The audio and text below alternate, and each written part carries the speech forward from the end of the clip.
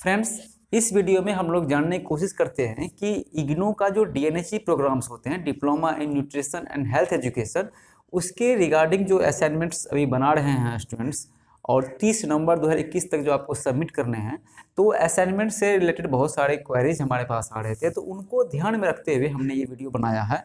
और हमने कुछ असाइनमेंट्स के प्रीवियस ईयर असाइनमेंट्स के क्वेश्चंस को हमने कुछ कलेक्ट किया है, और क्वेश्चंस को लेते हुए हम आप उन लोगों को ये इन्फॉर्मेशन शेयर कर रहे हैं कि आपको अपना असाइनमेंट्स कैसे बनानी है। आसान है, और ऐसे बहुत सारे स्टूडेंट्स को लगता है कि सर असाइनमेंट्स कैसे बनाना है, क्या करना है।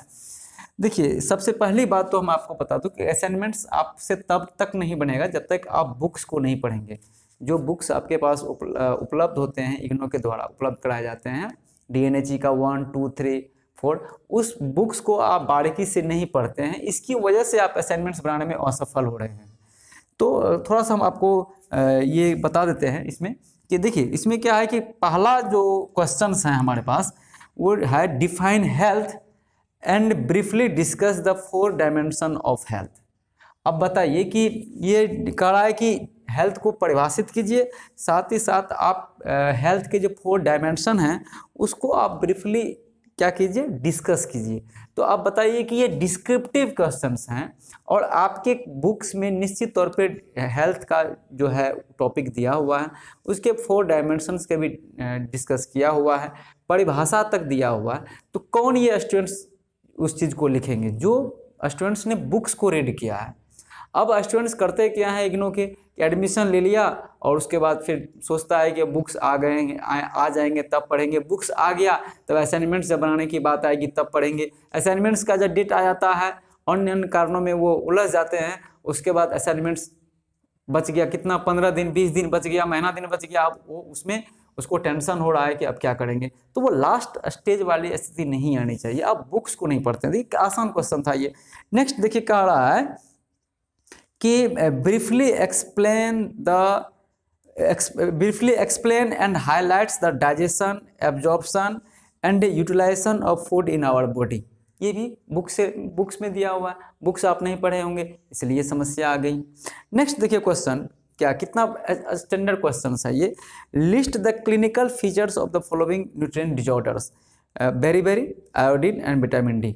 अब बताइए कि ये विटामिन की कमी की वजह से कितने सारे क्लिनिकल डिजॉर्डर्स आ रहे हैं। न्यूट्रिएंट डिजॉर्डर है ये, पोषण की कमी की वजह से बीमारियां आती है, और इसके जो क्लिनिकल फीचर्स क्या है, साइन एंड सिम्टम्स क्या है, इसको आपको बताना है इसमें। तो जब तक आप बुक नहीं पढ़ेंगे तो बिल्कुल नहीं होगा। उसके बाद और भी बहुत सारे क्वेश्चंस हैं, हम सारे क्वेश्चंस को इसमें शामिल नहीं कर सकते हैं, वीडियो लंबा हो जाएगा। आपके पास प्रीवियस ईयर के असाइनमेंट्स भी होगा, इस साल का भी असाइनमेंट्स होगा, आप बना सकते हैं। हम आपको एग्जाम्पल के तौर पे ये बता रहे हैं, तो नहीं कोई झंझट है इसमें। तो जो स्टूडेंट्स बुक को रीड नहीं किए होंगे, अंडरस्टैंड नहीं किए होंगे, उसके कंसेप्ट को नहीं समझ पाए होंगे, उनके लिए असाइनमेंट्स बनाना थोड़ा कठिन हो सकता है। अब आइए, जो सबसे जो बिग प्रॉब्लम्स आ रहा है स्टूडेंट्स को, वो एप्लीकेशन बेस्ड पे आता है। पढ़ाई तो स्टूडेंट्स कर ही लेते हैं, डिस्क्रिप्टिव क्वेश्चंस की अगर हम करें कि बहुत सारे स्टूडेंट्स आ रहे हैं, सर ऐसे भी हमारे पास कॉल आ जाते हैं कि सर डिस्क्रिप्टिव क्वेश्चंस को कैसे सॉल्व किया जाए। तो बुक्स पढ़िए, वो तो आसान है, बहुत सारे स्टूडेंट्स बुक्स पढ़ते भी है।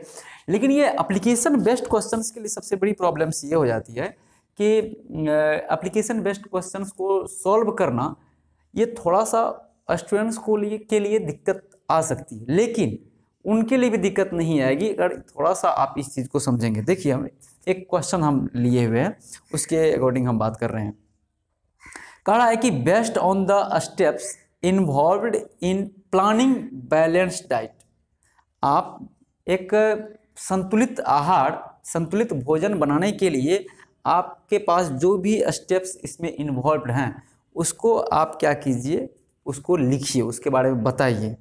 और दूसरा है, कह रहा है कि prepare a diet for an adult women belonging to low socio economic groups. मतलब सामाजिक आर्थिक स्तर से जो कमज़ोर महिलाएं हैं उनके लिए आप एक डाइट बनाइए, एक डाइट का चार्ट बनाइए। तो आप क्या कीजिएगा, तो ये तो आपके बुक्स में नहीं दिया होगा। तो बुक्स जो बढ़िया से पढ़ेंगे, कंसेप्चुअल तरीके से पढ़ेंगे, कंसेप्ट अपना क्लियर करते हुए पढ़ेंगे, अंडरस्टैंड करते हुए पढ़ेंगे, तो उनको ये बड़ी प्रॉब्लम्स नहीं है।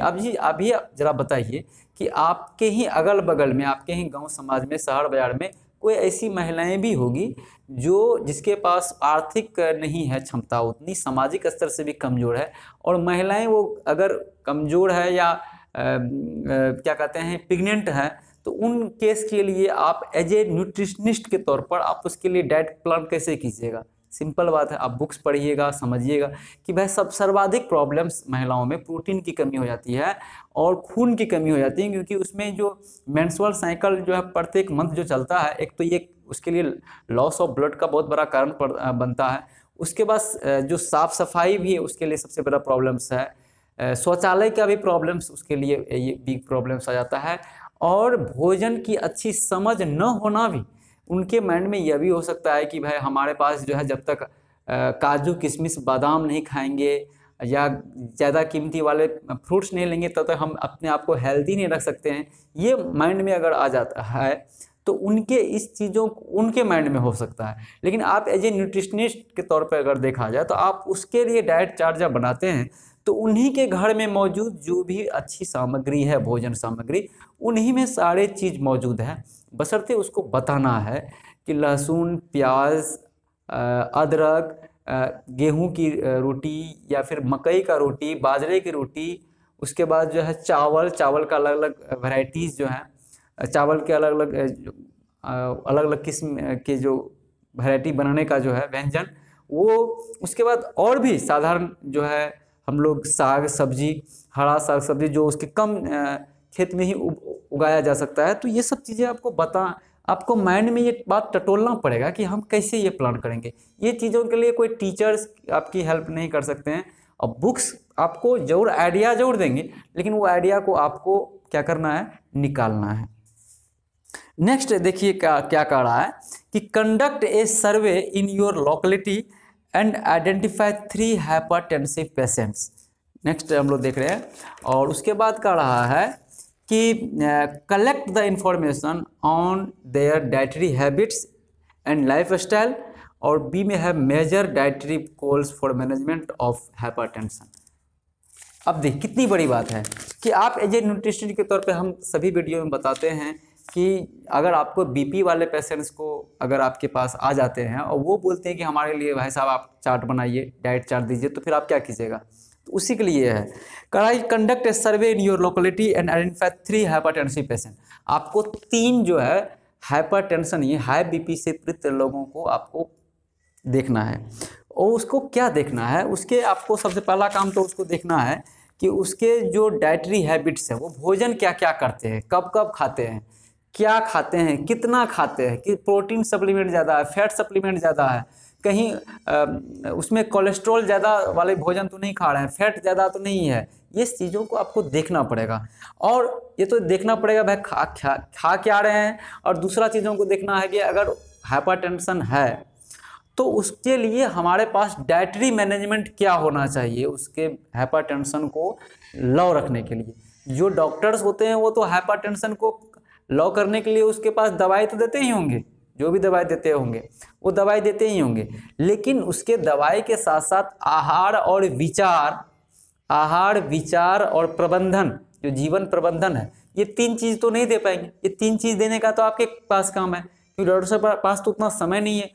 2-3 बातें होंगी, बोलेंगे नमक कम खाइए, उसके बाद जो है सुबह में चलिए फिरिए, बस यही चीज़ बोलेंगे। लेकिन आप एज ए न्यूट्रिशनिस्ट उसके 24 घंटा के लिए आप प्लानिंग कर सकते हैं कि तब जाके धीरे धीरे क्या होगा कि लोग आपसे जुड़ेंगे भी, ये चीज़ समझना पड़ेगा।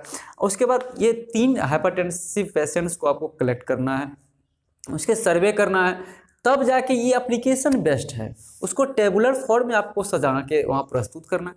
तो आसान नहीं है, मतलब टफ नहीं है, लेकिन आप लोग टफ इसको बना देते हैं।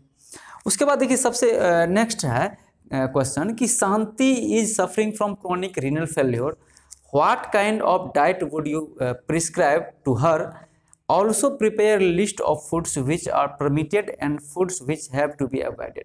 ये कितनी बढ़िया बात बोल रहे हैं कि शांति जो है कोई भी हो वो क्रोनिक रीनल फेल्योर से पीड़ित है, तो और उसके पास आप कौन सा फूड के लिए आप सजेस्ट कीजिएगा, प्रिस्क्राइब कीजिएगा उसको, कौन सा फूड? निश्चित तौर पे प्रोटीन घटाएंगे, क्योंकि किडनी के केसेस में जो है प्रोटीन सप्लीमेंट्स को लॉ करना पड़ता है, पानी की कमी को लॉ करना पड़ता है, यूरिक एसिड जो बन रहे हैं तो यूरिया मतलब प्रोटीन सप्लीमेंट आपको कम करना है।